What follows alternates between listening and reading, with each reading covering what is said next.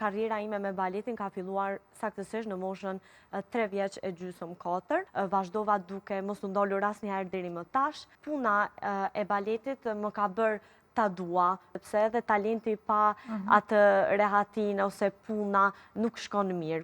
Pas këtij materiali që ndoqëm, jemi rikthyer në studio në pjesën e parë me diskutu me një mësuese të baletit. Kam kënaqësinë që sot në studio kam Rudina Sojevën, mësuese e baletit.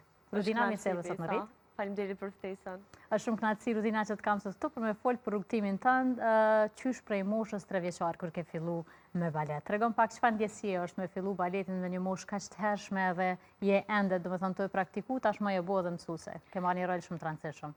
Normalisht rrugtimi që nga fillimi rezulton të jetë mjaft i gjatë, kur duket në vite, por është shumë i shkurtër në momentet kur ti e ndjen dhe e don shumë punën që e bën.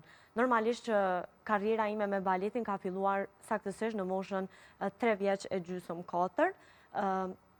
Në atë kohë prindrit e mi e kanë vrejtur, mund themi atë, mund themi fokusin tem në botën e artit në përgjithësi, duke e parë që jam shumë elastike, vendosën të më dërgonin në shkollën e baletit, edhe që prej atë moshë që ka qenë shumë e hershme, madje edhe kur vendosën të më dërgonin nuk ishte lejuar mosha 3 e gjysmë 4, po për shkak talentit edhe mund themi atij interesimit madh që u vërej që në moshë të hershme, u pranova dhe pastaj vazhdova duke mos u ndolur asnjëherë deri më tash.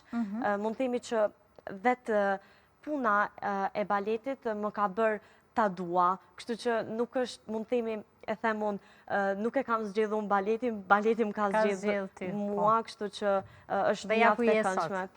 Okej, Rudina, qysh kishe me prezantu vetën me pak fjalë? Ma saktësisht qysh është Rudina jashtë kamerës, jashtë skenës? Normalisht përveç punës që është pjesë e përditshme, normalisht jam shumë tip kurioz edhe mundohem që sado të marrë informata sa më shumë në kuadër të baletit, të artit, por gjithashtu edhe të mirëqenies së fëmijëve, pasi që puna jonë varet me fëmijët, kështu që mundohem në maksimum mund themi ta kem atë qasjen pedagogjike sa më të mirë edhe duke sjellur një rezultat të mirë në punë, por gjithashtu edhe në mirëqenien tonë, sepse përveç kësaj është shumë e rëndësishme mënyra e qasjes tek fëmijët.